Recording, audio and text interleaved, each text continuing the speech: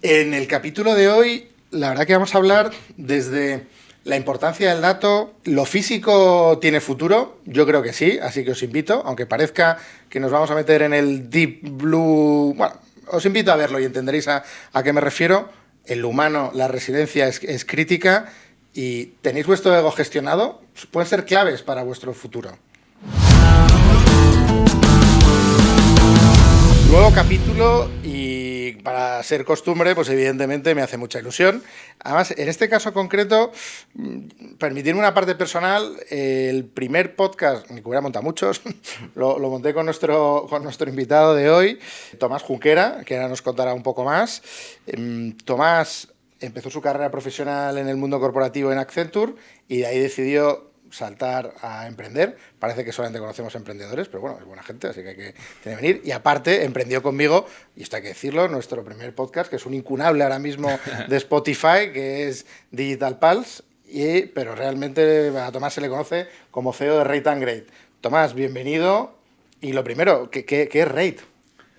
Pues muchas gracias, Manu. La verdad es que es un placer. Como bien dices, nos une ya las ondas con Digital Pulse.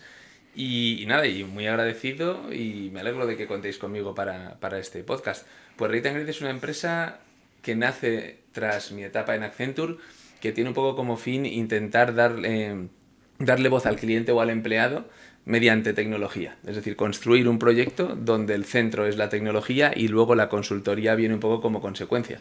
Y luego pues eso tiene muchas derivadas, pero es tecnología y personas, básicamente. Y como esto va de personas, como tú dices, a una persona como tú, que tiene una carrera importante en Accenture, sí. ¿Qué es lo que hace que te salgas de tu zona de confort y oye, tengo que emprender? O sea, y también, de cara al que nos puede estar escuchando hoy, que se encuentre ahora mismo en un Accenture o empresa similar, sí. ¿A quién animarías? Y también es bueno, ¿a quién no animarías? Porque no todo es para todo el mundo. Entonces yo creo que es bueno que el que a lo mejor se va a tirar a la piscina y se va a abrir la cabeza, es bueno que la avises, Sí. tú no saltes. Y al que le da miedo y sabemos que no le va a pasar nada, pues tiene que dar el salto de comerse la pastilla esta de Matrix. Sí, la roja. La roja. Una pastillita. Sí, bueno, yo diría que desde el primer día que puse pie en Accenture, yo sí tenía claro que yo quería emprender porque venía de familia. Mi familia son empresarios. Es decir, Accenture siempre fue un medio, eso tú lo sabías. Fue un medio. Eso es importante, que no todo el mundo lo sabe. Sí, yo según entré, yo sabía que posiblemente no me iba a jubilar ahí. Entonces, según fui viendo proyectos, pues iba viendo una necesidad, y esa necesidad nos llevaba a escuchar a gente, a escuchar a personas, en este caso me acuerdo proyectos en Vodafone, donde lo que hacía falta era escuchar a humanos y yo veía que faltaban herramientas y sobre todo una filosofía, ¿no? Es decir, herramientas podías encontrar, pero luego había que operar esas herramientas, había que poner personas cualificadas, personas de Business Intelligence, había que poner bastantes perfiles, ¿no? Y nada, entonces de repente se dio la circunstancia de que tuve la idea. No tenía en aquel momento grandes cargas familiares y dije, pues es el momento, vamos a arriesgar y no me daba miedo arriesgar y probé, sin más. Y ahora viéndolo a toro pasado, que además, joder, es una carrera de éxito importante, pues son ya ¿cuántos años? Pues este es el octavo. Un poquito menos, pero sí, bueno, sí. Estás cerca de la década. De la década, ya lo hemos hablado en algún otro capítulo, que no mucha gente pasa del quinto. Sí. Pues ya estás cerca de la década, vas a doblar. O sea, Sí, para sí. el que dice que te ibas a hundir en la quinta, yo pues toma dos. Sí. O sea, ahí es donde estás tú. ¿Qué es lo que tú le recomendarías al Tomás del pasado? Que, oye, has tenido éxito, pero oye, si pudieras haberlo tenido más fluido, ¿no? Como todos, nos hubiera encantado. Sí. ¿Qué recomendaciones le harías? Otra vez pensando para el que nos pueda estar escuchando, porque aquí nos gusta, oye, que nos escuche, se lleve sus pildoritas, ¿no? Sí, yo diría que le diría a aquel Tomás que fuese menos arrogante con su forma de ver el mundo, ¿no? Al final sales, eres quizás más joven. Yo empecé a emprender con 32 años y piensas que te vas a comer el mundo, ¿no? Y entonces vas quizás como pasado de rosca y quizás es bajar un poco ese ego. Quizás es lo que con el tiempo más he aprendido. Es más la parte personal, porque lo demás, si te rodeas de gente buena, tienes buenos advisors, si consigues juntarte con buenos partners, con buena gente como Manu, que te conozco hace muchos años. Cuando te juntas con gente buena, lo demás viene casi dado, ¿no? El enemigo para mí es uno mismo y no saber desarrollarte con tu empresa. ¿Cómo tienes gestionado tu ego ahora? Intento mejorarlo, pero todavía me falla, a decir verdad. Bueno, todos somos humanos, ¿eh? Yo creo el que Sí. te diga que tiene el ego bajo control, Sí, peligro. es difícil. Sí. Siempre tiene que haber una pizca, pero yo creo que cuando lo malinterpretas es cuando pierdes un poco el tono, ¿no? ¿Y por qué el segmento de RAID? ¿Por qué el mundo del dato? Ya que querías emprender y además, como tú dices, tienes una familia pues también de mucho éxito empresarial, podría ser toma otra deriva, ¿no? ¿Qué fue lo que te llamó la atención de ver la oportunidad? Porque además lo has demostrado que hay negocio y os va bien en el mundo del dato. Pues yo te diría que fue la necesidad de lo que yo veía en los proyectos de Accenture. Es decir, yo veía que siempre había una fórmula que siempre se seguía, ¿no? Un directivo necesita información de alguien y luego se entraba en una debacle, según mi forma de verlo, ¿no? Que es que necesitas encontrar herramientas y luego montar equipos muy caros en torno a esas herramientas. Entonces, para conseguir una información que yo pensaba que iba a ser relativamente sencillo conseguir, tenías que montar muchas capas, ¿no? Y yo me cuestioné si eso no se podía hacer de otra manera desde la tecnología, ¿no? Porque lo de comprar herramientas de terceros y luego construirte la solución, yo veía que se disparaba en costes. Entonces, realmente la respuesta sencilla es que fue mediante necesidades que veían todos los proyectos. Muy orgánico. Y a la hora de montarlo, claro, al final evidentemente hace falta financiación, hace falta soporte, lo que se pueda contar, por supuesto. Sí, claro. A alguien que vaya a emprender ahora, ¿cuáles son las fuentes que tú recomendarías? Porque más o menos suele seguir todo un patrón relativamente similar, sobre todo donde hay éxito, ¿no? Pero ¿dónde te meterías, dónde no te meterías? Sí, yo tuve claro que me acuerdo con Rodrigo, también mi socio en Rate and Grade, pintamos una pirámide. Entonces, en la parte baja de la pirámide estaba la gente que te podía aportar dinero, porque necesitabas dinero, ¿no? En una fórmula de Family, Friends and Fools. Cuando subías un poquito, tenías el que te podía aportar dinero, que siempre hace falta, y contactos o dinero y know-how. Y la parte alta de la pirámide tenías el que te podía dar dinero, contactos y know-how. Entonces intentamos seleccionar de nuestro entorno toda la gente que nos podía aportar eso y optamos por vender un cachito pequeño de Rate a cada uno para que no le doliese a nadie si algún día pues Rate no funcionaba. Entonces yo recomiendo seguir esa fórmula, rodearte de gente lo más extraordinaria posible, que te aporte una cantidad de dinero que no le vaya a doler y a partir de ahí sentarte mucho con esa gente para que te vayan guiando, te presenten gente. Luego ya pues posteriormente hicimos otra ronda donde seguía habiendo Family, Friends and Fools y ya buscábamos alguna persona más Business Angel y luego hicimos una tercera más de Business Angels puros. Pero no quisimos dar el salto todavía a un fondo o a algo más institucional porque queríamos desarrollar la empresa más antes de dar ese paso. Genial. Y dentro de lo que es la propia estructura de RAID, es decir, de las personas, aquí, como sabes, Sí. el hilo de nuestro podcast y también nuestro espíritu y propósito en W Executive es eso, buenas personas que busquen la excelencia. ¿Cómo de importante ha sido para RAID tener buenas personas? La base. O sea, dentro de ese ego que decíamos, al final, al principio crees que puedes hacer muchas más cosas de las que puedes, pero yo aprendí que o te centrabas en tener a los mejores en cada puesto o una empresa joven no sobrevive. Una multinacional tiene muchos recursos y si una persona se va, puedes traer a otra, pero cuando eres pequeñito no. El asset, la persona, es mucho más valiosa, ¿no? Entonces busqué a gente de mi entorno, en este caso Justo, que es el que lleva la parte de data, y Nacho como pilares fundamentales, que es gente por la que yo sé que me voy de casa y cuando vuelvo me encuentro la nevera llena.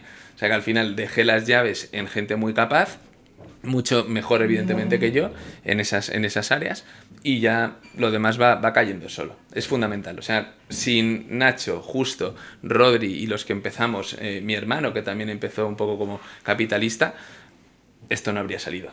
No, es que es fundamental las personas. Y de la casi década, se queda más de un año, pero bueno, ya Sí, te acercas ahí. ya vamos Yo redondeo la lanza, ya soy un tío muy positivo.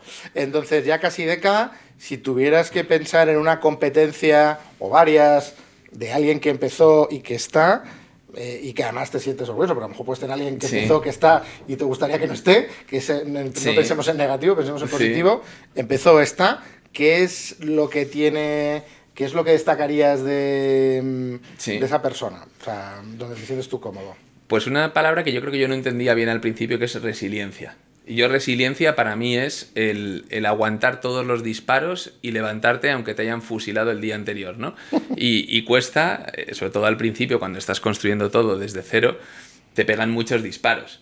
Y muchos porque no sabes que te van a disparar. Ya con la experiencia sabes quién te va a disparar y quién no. Pero cuando eres joven, profesionalmente hablando en una startup, a veces es un carrusel, a veces estás muy eufórico, otras veces triste, entonces vas haciendo muchos vaivenes. Entonces yo diría que es resiliencia, decir, mira, me voy a quedar hasta que este partido se acabe, con independencia de todo, y a disfrutar del paseo, porque si no, yo creo que es muy difícil aguantar. No, muy interesante. Y entrando ya en lo que hacéis en Raid, y desde tu punto de vista, o sea, el dato como pilar, la gestión, pues si quieres antes de entrar en el talento, que es nuestro tema, Vale. Vosotros el dato lo tocáis en muchos campos, ¿no? Es decir, ¿dónde sois fuertes? ¿Qué tipo de proyectos son los que Sí. pues os sentís más cómodos? Y a partir de ahí hoy llegamos al de talento, que también sois fuertes, pero originariamente, bueno, cuéntalo Sí. tú mejor, que es tu proyecto. ¿Verdad? No, es como dices porque nos conoces de hace tiempo, pero inicialmente nosotros nacemos en el ámbito de la experiencia de cliente. Y eso al final significa escuchar a humanos en muchas circunstancias, ya sea con un código QR, con un mail o en el plano de lo físico con un cacharro, con una tablet, por simplificarlo. De ahí dimos el salto a equipar equipos comerciales en empresas grandes, en multinacionales, en tabacalera. Meter una tecnología muy potente que aunase toda la tecnología que antes utilizaban, pero más desagregada, ¿no? Con distintas aplicaciones. Y luego de ahí dimos el salto, en parte también gracias a ti, a W Executive, a la parte más de Human Resources, ¿no? Oye, ¿qué hacemos con el empleado que al fin y al cabo es un cliente, lo que pasa que es interno? Entonces yo diría que esos son los tres ámbitos: experiencia de cliente, equipos presenciales y recursos humanos. Cada vez que os enfrentáis a un nuevo proyecto, y yo creo que vale tanto para el de talento como al de no talento, ¿por dónde empezáis? ¿Cómo, pues eso, igual ahora un cliente potencial vuestro, oye, pues está escuchando, fenomenal. Sí. ¿Cómo se lo tiene que plantear? Dices, no, pues que suena muy sofisticado. Sí. Oye, aquí cuando estás metido en el día a día, Sí. tecnología data lo vemos como algo muy normal por nuestro día a día, pero el que no le puede generar un cierto rechazo. O sea, ¿cómo Sí. rompes esa barrera? Pues yo diría que lo primero en ese ejercicio de desarrollo de humildad es partir de que no sabes nada y te vas al cliente a ver qué está pasando. Es decir, por poner un ejemplo, también trabajamos en centros comerciales y el primer paso es irte al centro comercial para intentar entender todo lo que puedas, ¿no? ¿Qué zonas tiene? Zona de hostelería, zona de tiendas. Tienes que entender qué tipo de gente tiene, los targets. Tienes que intentar entender dónde se produce el momento para acercarte al cliente. Entonces, la primera fase por donde arranca todo el proyecto es entender lo que necesita ese cliente y dónde se va a producir ese momento de espera donde vamos a capturar la información. En recursos humanos es algo más sencillo porque normalmente se utiliza más el sistema de mails o sistemas más internos, ¿no? Es decir, está más obligado que una persona, por ejemplo, en un centro comercial. Pero el punto de partida es sin duda entender bien al cliente y cómo son sus operaciones.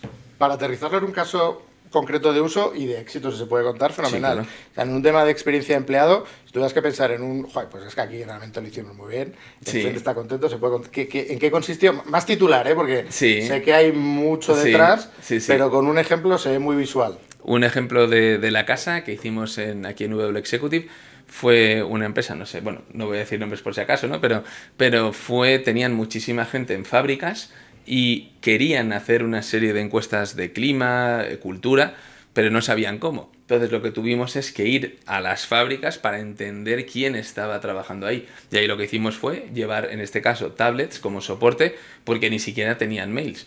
Entonces tuvimos que encontrar el canal que podía servir para que esa gente en la fábrica que no tenía voz pudiese participar. Y esto, esa pregunta, pero Sí. ¿es accesible para cualquier tamaño de compañía? Sí, bueno, a ver, si eres muy pequeñito a lo mejor no te merece la pena porque es más fácil descargarte una aplicación, Claro. una herramienta muy básica, pero sí ya lo que podríamos llamar una pyme, sin lugar a dudas. Bueno, lo hemos vivido juntos Sí, aquí sí, sí. en proyectos. Se puede bajar mucho el umbral de coste cuando haces las cosas bien y la tecnología te acompaña. O sea que yo diría que sí, yo diría que se ha democratizado mucho el precio de estos servicios. Y el HR Tech, que está en constante evolución, o sea, ¿ves alguna tendencia disruptiva? Tampoco tiene por qué ser disruptiva. Sí. Bueno, si es disruptiva, pues mejor, porque nos genera un Sí. titular. Y si no es disruptiva, pero es tendencia, Sí. ¿dónde lo ves? Yo diría que en el momento actual, sin duda, es las capacidades que da el Business Intelligence. La inteligencia de datos, por poner una herramienta Power BI, es increíble. Es decir, eso ahora mismo ha supuesto un salto dramático respecto a lo que había antes. Ya a futuro se podrán hablar de otras cosas que se empiezan a ver, de inteligencia artificial y algunas otras cosas. Pero tuviese que hablar de realidad actual y relevante, sin duda es el Business Intelligence. Te permite llevar a un plano muy visual cosas que antes los Exceles y otras herramientas pues se quedaban muy cojas. De los distintos proyectos que tú has ido viviendo, o sea, ¿cómo ha impactado la parte humana para que funcione el proyecto? Una vez más, básico. Vale. ¿Y cómo ayudas a ese cliente? Porque claro, es algo básico, pero al final tú tienes la herramienta y es clave, ¿no? Esa parte humana, ¿no? Como tú dices, Sí. hablando con muchos humanos. ¿Cómo conducís al humano? Diría que va en ambos sentidos. En primer lugar, dentro de tu empresa tienes que tener a alguien que tenga una sensibilidad especial. Nosotros contamos con Álvaro Ojeda, también gran persona y amigo, y él articulaba y articula de alguna manera pues esa parte humana para entender y entrar en la cabeza del cliente. Y luego el cliente es fundamental porque hay veces que están cerrados y a lo mejor no están tan abiertos, tienen una cierta resistencia. Entonces, si tú consigues que los dos vayan de la mano y funcionen como equipo de cliente-partner, cliente-proveedor, yo creo que entonces es muy difícil que un proyecto salga mal. Muy difícil. Y en situaciones como la que tenemos ahora de un mercado totalmente cambiante, ¿dónde ves la oportunidad para vosotros como proveedor? O sea, de manera natural, ¿a qué tipo de cliente, qué tipo de oportunidades, dónde ves que puede haber más desarrollo? Pues esa es muy buena pregunta. Al final, yo creo que todo el mundo tiene que intentar encontrar un espacio y yo creo que vivimos en un mundo donde la gente habla de herramientas, ¿no? Todo el mundo tiene herramientas. Hay herramientas para todo, de todos los colores. Y eso sirve para que tú te lo guises y tú te lo comas a nivel, pues, algo muy básico, ¿no? Muy fundamental. En el otro lado del espectro tenemos ya las grandes multinacionales que te cobran unas salvajadas por hacerte cosas porque también tienen equipos muy sofisticados y herramientas muy potentes, ¿no? Entonces yo donde veo muchísima oportunidad es en todo lo que es los grises que están en medio, ¿no? Al final, si en el caso, por ejemplo, de Rey, tienes una herramienta y esa herramienta funciona de manera síncrona con tu propio equipo, tú consigues hacer lo mismo que hacen los grandes con mucho menos tiempo y mucho menos esfuerzo. Entonces yo creo que hay muchas pymes, por ejemplo, que no pueden o no podían permitirse una empresa top para hacer estos proyectos, pero tampoco se lo podían hacer ellos porque contratarse la gente de BI, etc, les encarece. Entonces yo creo que en esa gama media yo creo que hay muchas oportunidades y mucho por hacer, pero alejándote del concepto de herramienta, vale, más de servicio. Es decir, que claramente vuestra tendencia es ser servicio, no herramienta. Efectivamente, yo creo que al final es un servicio construido en torno a una herramienta. La herramienta tiene que ser muy potente y muy diferencial, pero en la flexibilidad. Es decir, al final no hace falta... Yo diría que hay que huir de herramientas muy complejas porque a veces complejo no significa bueno. Si eres muy bueno con una herramienta muy compleja, genial, te va a ir muy bien. Pero yo creo que a veces hay que optar por sencillez y simplicidad para conseguir esos resultados. No, totalmente de acuerdo. Y dentro del mundo, claro, al final del dato, lo que es el Big Data, si eso lo mezclamos con la parte de reporting, que es algo que domináis bastante bien vosotros, otra vez, ¿cómo ves que sea diferencial dentro del mundo de los recursos humanos? Sí. Que es verdad que esto no es nuevo, que ya hay años que está funcionando, pero todavía la adopción es, llamémoslo, mejorable. Vale. ¿Cómo de diferencial al que ahora mismo, pues el director de recursos humanos tradicional, que ese dashboard le da un cierto vértigo? Dashboard, perdón, entendido como cuadro de mando. Estos anglicismos nos van a matar. Estos anglicismos. No, bueno, yo creo que ahora vamos a vivir una época donde va a haber mucha integración y sobre todo integración fácil. Antiguamente cada uno tenía su parcela de datos y tú tenías tus datos aquí, otra empresa las tenía aquí y aquí. Y muchas veces tú sabías lo que querías pintar en ese dashboard, en ese cuadro de mando. Pero era muy difícil porque necesitabas perfiles muy especialistas para estar vinculando, hilando todos los datos, ¿no? Yo creo que eso ya está desapareciendo y cada vez es más fácil juntar las fuentes de datos. Entonces, a futuro eso abre, a tu pregunta, muchísimas puertas, porque no solamente es el Business Intelligence, es que Machine Learning, Big Data en general. O sea, realmente puedes hacer muchas más cosas cuando tus datos los enriqueces con otras fuentes que vienen de fuera. Antes estaba acotado para multinacionales, pero ahora cada vez es más fácil coger una base de datos de un tercero y enriquecer tu propio set de datos. Y justo lo que tú dices ahora, es decir, ya no es solamente para multinacional o mega gran empresa, pero claro, la clave es tener el dato. ¿Qué recomendación le haces sobre todo a esa pequeña empresa o muy pequeñita empresa que no tiene, Sí. que no tiene la data, no se ha molestado? Dices, bueno, pues yo esto no lo puedo hacer. Y dices, bueno, si te da la mira no me importa, pero luego ya cuando crezca, Sí. ¿qué recomendación haces inicial Sí. para trabajar ese futuro dato que hoy tampoco pretende sacar mucho, Sí. pero tienes que sembrar hoy para que mañana tengas la base? Porque Sí. seguro que es los proyectos que te has encontrado, empresa muy grande que no se ha molestado Sí. hasta ser muy grande y meterte en las tripas. Bueno, es lo que os encantaba en Accenture, porque entonces cuando Sí. decíais, bueno, aquí creo que vamos a hacer dinero. O sea, Sí, hombre, el mejor consejo sería que llamen a W Executive y lo digo. No, hombre, si son muy pequeñitos, evidentemente no, pero una empresa, una pyme, una empresa ya con determinado tamaño, no es broma. O sea, una empresa como W Executive sí te puede dar soluciones que no lo hagas tú. O sea, quizás sería el consejo. No hagas tú todo por pensar que te vas a ahorrar, porque realmente vas a acabar haciendo un churro y te vas a gastar mucho más dinero. Mi recomendación es que busques a un tercero especialista que no sea muy caro y que siempre tengas acceso a los datos. no, además te agradezco un montón la recomendación, no te lo voy a negar, pero yendo más a lo concreto, es decir, esa persona, o sea, tienes que activar en algún momento esa recogida de datos, ¿no? ¿Vale? ¿Cuál es el básico inicial? O sea, que evidentemente viene pues desde la nómina, ¿no? Eso es un dato. Sí, Es decir, que muchas sí. veces la gente no piensa, Sí. o sea, la persona es un agregador de datos Sí. y todos esos microdatos dentro del agregador de datos, ¿cómo lo activas? ¿No? Es decir, Sí. ¿cuál es la clave? ¿Qué consejo le das a esa pyme que no piensa, o sea, en datos? Sí, yo diría son dos dimensiones. Primero, entender a sus humanos, a la gente que tiene en su empresa. Es que Tomás viene de otro mundo. O sea, Tomás habla de los humanos porque viene de otro Sí, mundo. no, hay que entender a la gente con la que trabajas, cualificarla todo lo que se pueda y lo que legalmente se permita, ¿no? Intentar entenderlos de verdad. Y yo fusionaría esa información con la información que proviene más de herramientas como las encuestas de clima. ¿Por qué? Porque a veces tú puedes tener gente extraordinaria con muchas capacidades, pero a veces no están cómodos. Entonces, si te falta una de esas dos patas, te puedes encontrar que tienes gente muy buena, pero no están cómodos y se te van, o puede ser que los tengas muy cómodos, pero no estén cómodos porque no se están desarrollando. Entonces yo diría que hagamos una encuesta de clima, hagamos un poco de cualificación de las personas desde el plano personal más objetivo y subjetivo y que lo juntemos para ver si la gente está haciendo lo que quiere.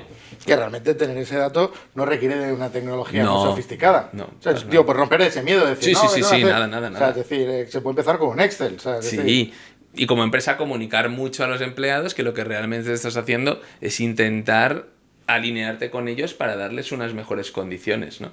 Sí, yo creo, eso no es complicado. por eso, pero para poder tratar datos hay que tenerlos. O sea, Eso es, no hay nada que eso es. hacer. Captura de datos inicialmente y nada, y cuando uno arranca en un Excel literalmente vale. Luego ya lo puedes poner más bonito cuando creces. Mantenerlo sencillo. Totalmente. Y luego ya lo vas escalando. Eso luego ya cuando crezcas lo complejizas. ¿Hay algún sector que tú digas está un paso por delante de otro en su sensibilidad en la gestión del dato a día de hoy? ¿O no? O sea, no tiene por qué haberlo. Sí, yo diría que como tal seguramente los haya, pero yo donde veo la diferencia es en los humanos. Es decir, una Vale. vez más, las personas que dirigen las empresas, a veces te encuentras gentes en alta dirección que son muy reacios a meter el cambio y otras veces en empresas muy pequeñitas, gente con muchas ganas de gestionar el cambio.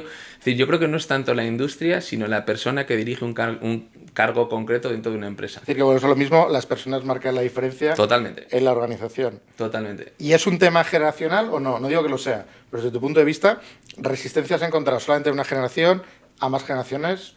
No, he encontrado. Mi experiencia ha sido resistencia, he encontrado en todas las edades. O sea, y de hecho la resistencia depende de a qué, porque algunos son demasiado lanzados y tienen resistencia a tocar cosas del pasado que también son buenas. Es decir, que la resistencia no solamente es a la innovación. A veces te encuentras la resistencia al pasado, que tampoco es bueno, porque en el pasado también hay cosas buenas. Entonces yo diría que no, yo diría que en todos los tramos de edad puedes encontrar esa resistencia. Fenomenal. Oye, ya vamos llegando y me tiraría hablando mucho más contigo al final, pero... A cuarto grado. A cuarto. Me interesa, oye, desde tu punto de vista, que nos pudieras dar algún consejo, pues ya no solamente al que está montando su nueva empresa, sino al que a día de hoy decide... Oye, pues que a lo mejor no me quiero meter en el mundo de la data porque está muy atomizado. Primero, perdona, voy por partes. ¿Consideras que la industria en la que estás metida ya no hay sitio para más? Creo que sí hay bastante saturación, la verdad. Vale. Creo que Entonces le recomendarías que emprendiese en otra línea. Sí, lo que pasa es que al final... No, pero que es bueno, o sea, al final... Sí, o sea, yo no tengo la respuesta, tienes tú. Sí, con matices. O sea, yo diría que al final la tecnología, lo que yo percibo es que intenta mejorar una situación anterior. Es decir, el Business Intelligence viene a mejorar la visualización del Excel. Entonces hay una mejora. El problema es cuando esa mejora ya está saturada porque todo el mundo te dice que está haciendo esa mejora. Ahí es donde hay que cortar. Lo digo porque hay temas como la inteligencia artificial y demás, que yo creo que esos campos tienen mucho que recorrer todavía. Claro, eso lo quería llevar. Hay un libro que no sé si has leído, se llama el Blue Ocean... Me quieres dejar mal, ¿no? Como foco lector. No, pero si hemos hablado alguna vez de este libro. Sí. Entonces, la gente está peleando en ese océano rojo, ¿no? Pues de sangre, básicamente, que es lo que me estás diciendo. Esto ya es océano rojo, claramente. Entonces, ¿cuál es el Blue Sea dentro del mundo de la data, desde tu punto de vista? Yo creo... O algo más azul, porque a lo mejor blue puro, no sé yo si hay un turquesa como Formentera. Pero... Sí, pues fíjate, lo voy a poner con ejemplo. Yo creo que hay que volver a lo físico. Es decir, creo que las empresas han... Cuidado que te ganas la vida con lo digital. Bueno, a medias, en centros comerciales hacemos cosas físicas. Lo que digo es que de alguna manera, como llegó la digitalización, todas las empresas se han pensado que todo el budget o gran parte hay que destinarlo a la parte digital. Pero te encuentras con que cualquiera de nosotros vamos a ir luego a comer a un sitio, a una tienda, y vamos a salir de esas tiendas y de esos restaurantes y nadie nos ha preguntado qué nos ha parecido ni el menú, ni la decoración, ni el servicio. Entonces, de alguna manera, todo el mundo está mandando mails y cogiendo información con códigos QR o SMS, pero nadie está buscando al cliente cuando lo tienes en tu local, ¿no? O sea, se les ha olvidado que sí, que salga el cocinero y hable contigo. Eso, por ejemplo. En vez de que me mande una maldita encuesta de satisfacción. Eso es. El mundo ha ido a lo digital y se ha olvidado que nuestras interacciones, muchas de ellas son en lo físico, ¿no? Si te comes una hamburguesa en un McDonald's, por poner un ejemplo, a lo mejor tendríamos que ver a esa persona cuando está dentro del McDonald's para entender la limpieza, en vez de mandarle un mail para preguntarle por la limpieza. Es decir, que podríamos decir que la tecnología nos debería hacer más humanos. Totalmente. Y en el punto donde sucede la interacción con el cliente, sin duda. Yo creo que sí. Oye, pues ya, con este cierre no me atrevo a liarla mucho más y te agradezco un montón, como siempre, Tomás, tu tiempo, súper interesante. Enhorabuena otra vez por tu súper proyecto y nada, seguimos. Sí, muchas gracias a vosotros, a los organizadores. Gracias por tenerme aquí contigo siempre y tus amables palabras. Así que nada, muy bonito este proyecto también, te lo agradezco mucho. Gracias.